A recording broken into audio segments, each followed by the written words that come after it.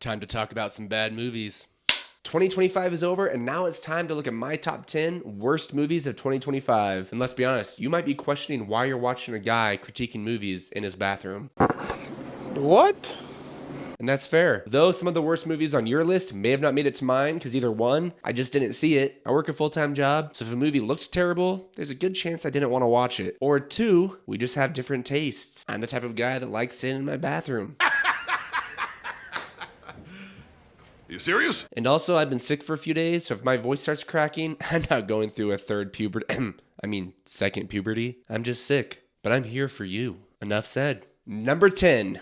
Captain America, Brave New World. Man, for those of you who saw my top 10, I think I had 4 or 5 movies from Disney on there. So I know everyone wants to diss on Disney nowadays, but they're not all terrible. But this one was a pretty big letdown. The trailer looks sick. I had a lot of hype. I'm like, all right, Marvel's back, but they were not back. I think my biggest issue is they had like 3 plots in this movie, along with 3 villains, and it just felt like, is this supposed to be a Disney Plus TV series? Because it does not feel like a cinematic movie. And giving away Red Hulk in the trailer, and also just giving him away from the very beginning, kind of killed the big reveal. Don't get me wrong, I think Anthony Mackie does a great job as Falcon. As a new Captain America, a little harder to sell, but he did his role perfect, and a lot of the actors did. But the movie is pretty underwhelming for what should have been a big MCU film. Number 9, SpongeBob Search for SquarePants. You know we had to include an animated movie, so I'm a huge SpongeBob fan, have been since it came out when I was 5 years old, and I haven't seen one in theaters since 2015. So I gave this one a chance, and not great. Wow. Not terrible, but then again, for what SpongeBob used to be, it was pretty terrible. Rather than having that witty, clever humor that the first 3 seasons had, as well as the first movie, this one relies on butt jokes throughout the whole film. But Zach, butt jokes are funny, you know, it's SpongeBob, what do you expect? Potty humor's great. To a point, my friends, to a point, and I get it, I'm in a bathroom, but I'm still tastefully in my bathroom, and this movie was not tasteful with its humor. I looked it up, there's a butt joke every 5 minutes in this movie. That's not clever, that's not witty. I just don't like the tone in this movie, and the franchise overall has just really fallen off. But you know, I'm sure Nickelodeon's mindset is, yeah, come on, strangle Steven Hillenburg's franchise for all it's got. Get some more out there, come on, money, money, money. Come on, Nickelodeon, you're better than that. You sure about that?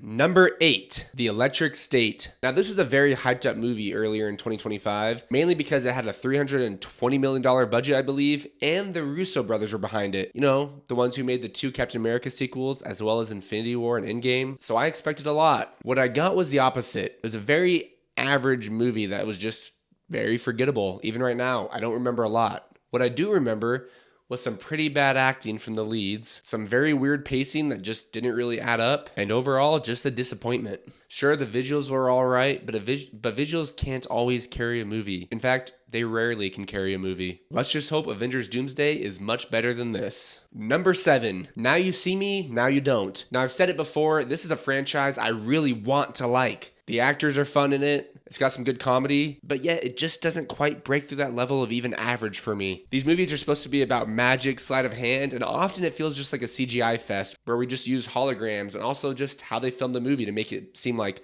magic. And in this film, it's the same way, as well as kind of a weak plot. They had moments that could have hit really hard, but they're weak. I mean, Morgan Freeman with that death scene, it kind of feels like Morgan Freeman was just like, yep, I think I'm retiring from this movie franchise, but you guys just carry on. Like, it didn't have any meaning, really. I mean, it was supposed to, but I didn't feel it. Sorry, guys. I'm sure a lot of you like this film, but I just did not. Number 6, Karate Kid Legends. As a fan of the Karate Kid movies, I was stoked to see this movie, but let's just say, it didn't feel very legendary at all. Sure, the lead in this movie did a fine job, but we had Ralph Macchio and Jackie Chan coming together, but why? It just kind of felt like I was stoked to see them in a cool fight scene, and the fight scene was not cool at all. And then also, this movie was 2 movies trying to be one. The first half, I was really into it, like, okay, this is different, this is fresh. And then the second half, they're like, yeah, you know, we're actually going to abandon this whole arc and idea we've set up, and we're just going to do the regular Karate Kid tournament, which the tournament's fine, but not when it feels like 2 movies and you abandon the whole feel of the first half. Also, what was that choreography? Come on. We get things like John Wick, even Jaden Smith in the once Karate Kid reboot, now I guess not a reboot. Those looked way better. Number 5, IKWYDLS.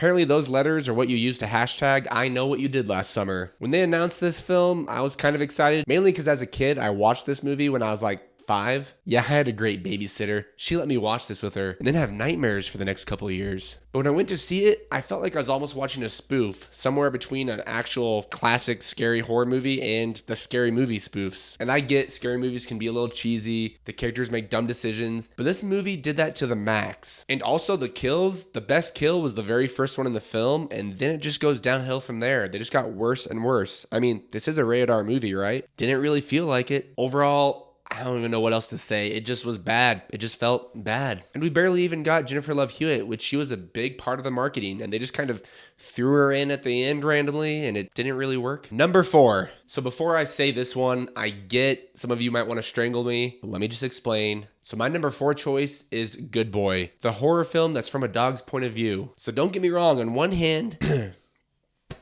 sick, not puberty. Right.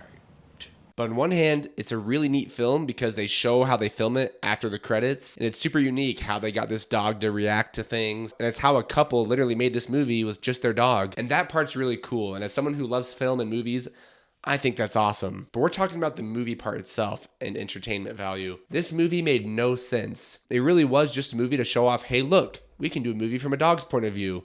Which, yeah, sure was cool, but they throw in these little things with horror elements, and it seems like they're starting to tell a story, and they're going to explain more. And not that horror movies always need to explain everything, but sometimes when they explain nothing, it just feels like a cop-out. It's just cheap. It's more like a bunch of YouTube clips of scary moments put together to form this film. So although one part of it was really cool, overall as a film, it was very disappointing and kind of frustrating after the credits rolled. Though I still support it because, once again, using a dog as the main character and showing how they did it, that's pretty cool. Number 3, Megan 2.0. This one was so disappointing. They tried to do the whole Terminator sequel thing, but they did it all wrong. They went from having a killer doll in the first Megan, and everything that made the first Megan great was the fact that she was a killer doll, and they had horror comedy elements in there. It was funny, it was creepy. And the sequel, they just tried to go full hero. Megan is now a superhero for good, and she's gonna protect the family. She'll be back as a good guy. That's not what I wanted at all. Maybe it could have worked, but all the scares were gone, and they just tried to give us a cool action comedy movie, and I did not love it. I know one person who loved it, and they're actually editing this video right now. Yeah, I'm talking to you, buddy.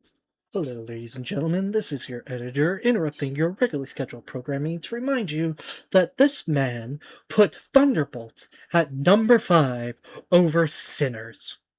Thank you. Please enjoy the remainder of your video. And also, it went a little too sci-fi for me. I mean, sure, AI, futuristic, maybe kind of sci-fi, but it's also the reality we're living in. But in this one, like, there's a scene at the end that I just thought was so dumb. The AI villain that they're fighting plugs into, I don't know if it's all this data or I can't really remember. That's how bad it was.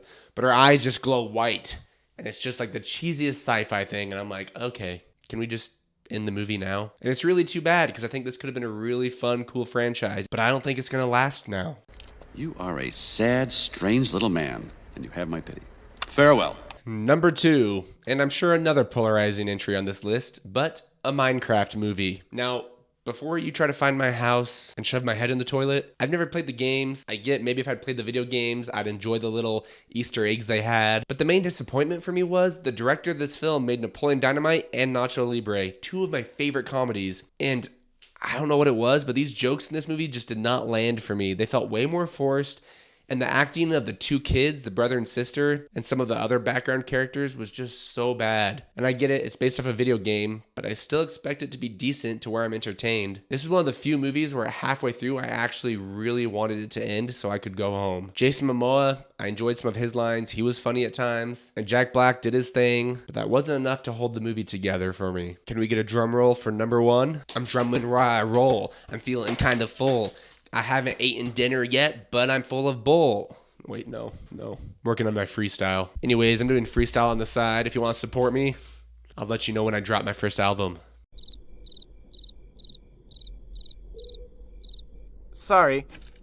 Wait, I live this way. Number 1, Snow White. Oh no! What happened? Oh no, how terrible! That's That's just awful. How terrible. Oh no. Hopefully this comes as no surprise, but Disney, I'm not one of the ones that hates on all the live action remakes, but man, you really missed the mark with this one. Not only did Rachel Zegler burn this movie to the ground before it even came out with her commentary, It's Hollywood, baby. and not only was Snow White's hairstyle weird, it just wasn't engaging, and I just did not enjoy it. Rachel Zegler's not a bad actress, but she also wasn't stand out in this movie, and every time she was singing, she just looked in pain, just kind of sticking her chin out. And Gal Gadot, once again, a lot of people hate on her. I like her in other movies. But as the evil stepmother in Queen, it was very forced. She was like, Snow White, where are you? Grr, growl, rawr. And the finale was just so lame. I mean, this budget was huge. I guess it was all spent on the Polar Express looking dwarves and the animals. It's worth commenting again, the situation is actually worse than Zach realizes here. According to a Forbes article that was released at the end of 24, Disney had to release down to the penny how much they actually spent on the film because it was filmed in the UK. And as you can see here, it cost them $269.4 million. And that doesn't include advertising. And with movie theaters having to take approximately a 50% cut because they paid the studios to be able to show the film, we're looking at approximately $1 billion+ to break even. How does a movie like Godzilla Minus One have a $10 million budget and look amazing? And Snow White has a $250 million budget. And yeah, like, the animals looked good, but you can't give us something better. Come on. This just proves Disney has some really high highs and some really low lows. Man, that kind of sounds like the start of some freestyle. Some really high highs, some really low lows. But Disney's gradually building a whole lot of foes. Was that on the nose? I hate so much about the things that you choose to be. Anyways, did you agree with any movies on this list? Or are you in full disagreement? I'm sure if I saw War of the Worlds, it would have been on here. Or Smurfs. Never saw either of them. Let me know what your top 10 were, and I'll see if any of them intersect. As always, thanks for the support. This was a fun first year doing movie reviews, and I am stoked for 2026.